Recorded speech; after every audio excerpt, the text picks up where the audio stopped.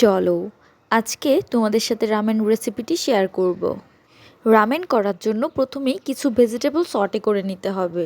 এর জন্য পছন্দ মতো ভেজিটেবল নিয়ে হালকা বয়েল করে নিতে হবে। এরপর একটা প্যানে অল্প একটু তেল নিয়ে অল্প কিছু রসুন ভেজে নিতে হবে। এরপর বয়েল করা ভেজিটেবলগুলো দিয়ে দিতে হবে। সটে ভেজিটেবল করার জন্য কি কি স্পাইসেস অ্যাড করেছি সব কিছুই আমি কমেন্ট বক্সে লিখে দিব। সটে ভেজিটেবল হয়ে গেলে চিকেনগুলো ভেজে নিতে হবে। চিকেনগুলো কিভাবে ম্যারিনেট করেছি সব কিছুই কমেন্ট বক্সে লিখে দেব। এখন নুডলসটা কুক করার জন্য একটা প্যানে 1 চামচ তেল দিয়ে অল্প কিছু রসুন ভেজে নেব। তারপর পরিমাণ মতো জল দিয়ে নুডলসটা দিয়ে দিব। এরপর সাথে যে স্পাইসেসটা ছিল ওইটা অ্যাড করে দিব। স্পাইসেসটা অ্যাড করার পর কিছুক্ষণ কুক করে পরে নামিয়ে ফেলবো। রামেনটা কুক হয়ে গেলে তারপর সব কিছু অ্যাসেম্বল করে নিতে হবে। তোমরা তোমাদের পছন্দ মতো অ্যাসেম্বল করে নিও।